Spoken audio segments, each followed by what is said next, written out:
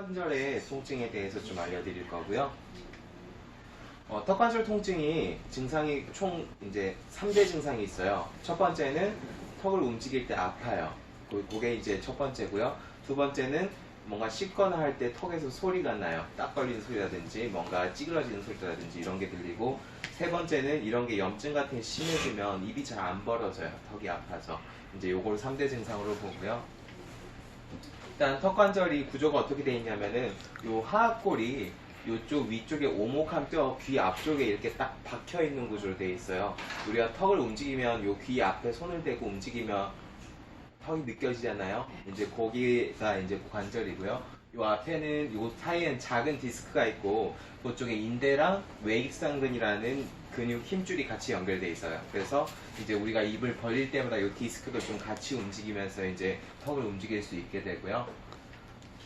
일단은 정상적으로는 입을 열 때 디스크가 앞으로 같이 당겨져요. 당겨지면서 여기가 푹 파여 있고 여기 턱이 있잖아요. 이 턱에 걸리지 않도록 디스크가 이렇게 딱 이제 원활하게 충격 완화를 좀 해주는 거예요.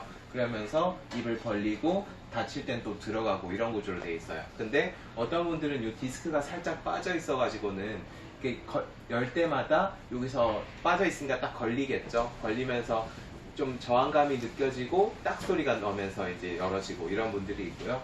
또 어떤 분들은 이쪽이 완전 이렇게 꽉 잠겨 가지고는 원래 우리가 입을 벌렸을 때 세로로 손가락이 3개 정도 들어가면 정상으로 봐요. 이렇게 들어가면 정상으로 보는데 이제 뭐 2개밖에 안 들어간다든지 하나밖에 안 들어간다든지 이런 식으로 개구 장애가 올 수가 있습니다. 장애 원인은 이제 첫 번째는 근육 긴장 때문에 생긴 경우가 많고요. 안쪽에 외익상근이라든지 아니면 이쪽에 교근이라든지 뭐 측두근이라든지 이런 쪽 근육들의 문제가 생기면 올 수 있고요.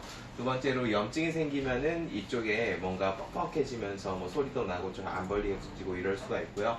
또 어떤 분들은 관절 자체가 손상이 돼가지고 뭐 퇴행성으로 이제 변한다든지 뭐 이런 경우에 이제 개구장애가 생기고 좀 잦은 통증과 잡음이 들리고 하는 경우가 있습니다. 그래서 진행이 1기에서는 이제 입을 벌릴 때 소리가 나고요. 이제 소리가 나기도 하고 안 나기도 하고 뭐 아프기도 하고 안 아프기도 하고 이런 게 반복되는 게 1기고요. 2기 정도는 이제 입을 벌릴 때 약간 걸리는 느낌이 들어요. 그래서 이렇게 옆으로 이렇게 틀어가지고 어떻게 벌리면 벌어지고 이런 정도가 2기고요. 3기 정도 되면 개구 장애가 생겨요. 옆으로 틀어도 잘 안 벌어져요. 그리고 이때부터는 입이 잘 안 벌어지기 때문에 막 숟가락 넣기도 힘들다고 먹기가 힘들다 이렇게 호소하시는 분들도 있고요. 4기는 요 3기가 한 달 정도 넘게 진행이 되고 이제 이쪽에 염증이 생기기도 하고 이런 경우를 이제 4기로 봅니다. 악화 요인은 뭐 여러 가지가 있지만 요게 제일 커요. 편저작. 뭐냐면은 한쪽으로만 계속 씹는 습관이 있는 거예요. 그러면은 반대쪽 턱에 문제가 생기는 경우가 많고요. 이런 경우는 양쪽 골고루 씹을 수 있게 해주는 게 좋고요. 그리고 두 번째로 이갈이가 이렇게 심한 분들이 이제 이쪽 교합이 좀 안 맞아지면서 생기는 경우가 있고, 이 부정교합 때문에 턱이 원래 이렇게 정상적으로 있어야 되는데 틀어지는 거예요. 약간 사선으로. 그러다 보니까 한쪽만 근육이 계속 긴장되고 안 좋을 거잖아요. 그런 경우에 생기는 경우가 있습니다. 그리고 이게 턱관절에 문제가 생겼을 때 턱관절 자체만 문제가 오는 게 아니라 다른 문제가 같이 생기기도 해요. 왜냐면은 턱관절 주변으로 굉장히 중요한 혈관이라든지 신경들이 많이 분포하고 있거든요. 그래서 그런 것들이 눌리면서 뭐 이명이라든지 두통이라든지 뭐 3차 신경통이라든지 만성 중이염이라든지 뭐 이런 게 생기기도 하고요.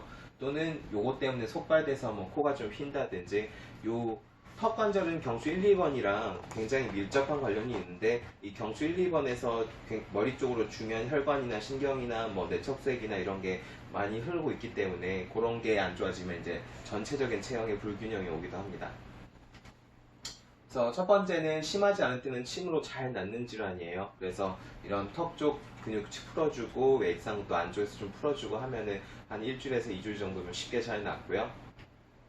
그리고 만약에 이게 문제가 오래됐다 하면 경추 교정을 해야 돼요. 턱관절이 틀어지면요, 이쪽 뒤쪽에 경추 1, 2번이 있어서 그게 같이 틀어져 버려요. 문제가 오래되다 보면 이게 잘 안 돌아오거든요. 그럴 때는 경추를 교정을 해서 이제 턱관절이랑 같이 해주면은 훨씬 빨리 낫게 되죠. 세 번째로, 만약에 이렇게 입이 틀어진 게 만약에 오래됐다 하면 매선을 쓰게 돼요. 매선이란 거는 수술에 쓰는 녹는 실인데 이렇게 늘어져 있는 부위에 이걸 강화시키기 위해서 약실 같은 걸 심어주는 거예요. 그러면 요게 근육이 좀 탄탄해지기 때문에 이런 식으로 정상적으로 돌아오기도 합니다. 요 네 번째로 만약에 이런 문제가 오래됐다 하면 교정 장치를 끼기도 하는데 틀어진 모양을 좀 바로 맞춘 다음에 이걸 껴주는 거고요. 그러면 좀 오래도록 이게 딱 교합이 맞는 상태로 있기 때문에 훨씬 빨리 풀리고, 만약에 두통이라든지 어지럼증이라든지 이런 게 굉장히 오래됐는데 턱관절 문제로 인해서 온 분들은 이런 거 하고 나서 두통이나 이런 게 굉장히 많이 감소하고 하는 경우도 있습니다. 여기까지 턱관절 장애에 대해서 간단히 말씀드렸고요. 처음에 이제 소리가 날 때는 아주 심하지 않은 단계지만 거기서 방치하다 보면 더 진행되기도 해요. 그래서 너무 방치하지 마시고 얼른 치료 받으셨으면 좋겠고요.